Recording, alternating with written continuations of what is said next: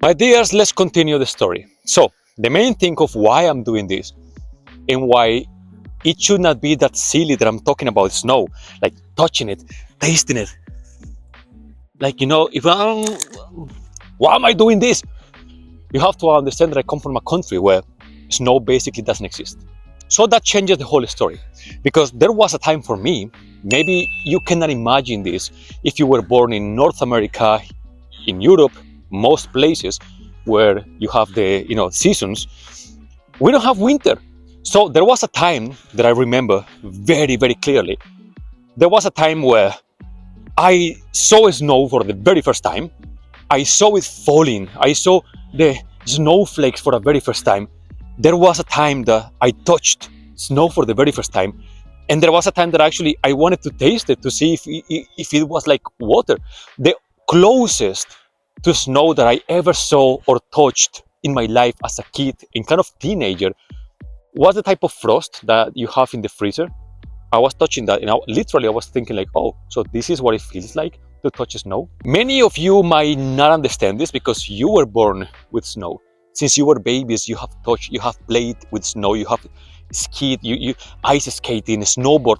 Not me. So sometimes the experience with snow is crazy. Now, my parents, they are elderly people, you know what I mean? I'm not saying that they are like old, but in the sense that they touched snow for the very first time when they were visiting me in England. And there was this time that they were lucky because it snowed a lot. And they saw snow for the very first time and they were like this. It's a different phenomenon. It's a moment that kind of mark your life because you have seen snow in movies and in pictures, but being so old, like 50, 60, and for the very first time touching snow, same as people who spend their lives, and sometimes, I know about this, some people have never been to the ocean. They don't know what to be at the beaches. The feeling of the sand and the water in your feet. So that's crazy. That's why I feel so grateful that I have the chance to experience this and so many other things in life. So coming back to the topic, I want to mention something that is fun. One thing that I've seen from people is the reaction. It's a funny reaction when I tell people that in Colombia there is no snow. Fine, they might understand this. But then when I say, yeah, in Christmas there is no snow, they are like, huh? They cannot connect those two things, Christmas and summer. Because sometimes, like, yeah, it can be really hot. And in January, when I was a kid, yeah, we were going to the beach in the Caribbean, in Colombia. And no, there was no snow at all. My holidays in January, they were like full sun, beach, watching people surf in the north of, in the Caribbean in some places. And then in Christmas, yeah, the Christmas lights, the trees, the, Santa Claus, baby Jesus, all that, but no snow at all, no snow. So, and it was funny. And also to me and my family, my friends, it was very weird to be at home Sunday morning, full heat, super hot days, sunny, people sweating, playing basketball, football, riding on bikes, and then you come home to watch a movie and there is Home Alone, all these Christmas movies that actually happening in winter, and you are like, what's going on in this place where I live? Because everything that happens in the movies, it doesn't happen in real life. In my life, it doesn't happen.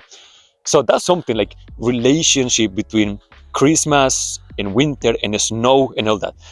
And second thing that is so funny in terms of education, when I was in school, actually in my English lessons, the books that we were using, there was a section that it was the seasons, and I was in Colombia, and there was this section that it was like talking about snow, talking about like fall, like autumn, talking about spring, and it was like, now that I reflect about it, we were doing it and we were coloring things, but it's like, just for a second, imagine that you are teaching to kids what snow is, but those kids have never seen snow, have never touched snow.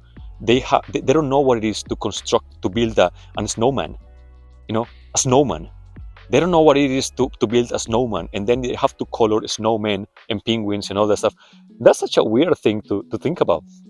But well, and then touching it for me was such a great experience because, as I said, I thought that snow was going to feel kind of kind of hard as it feels in the freezer. When you touch the freezer, that you have the, like in the walls of the freezer, sometimes you create this kind of frost.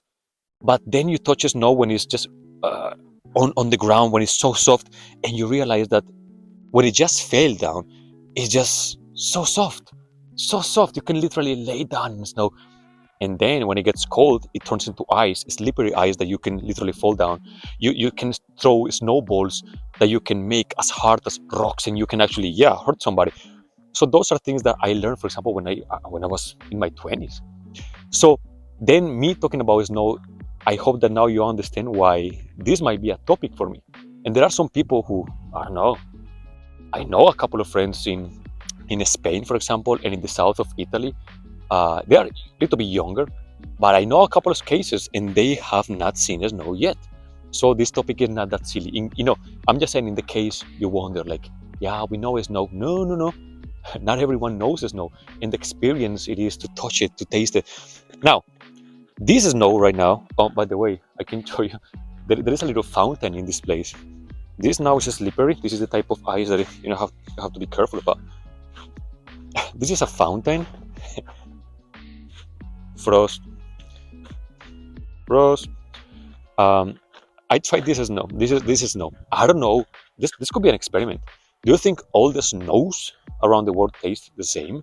No, because there are different sources of water.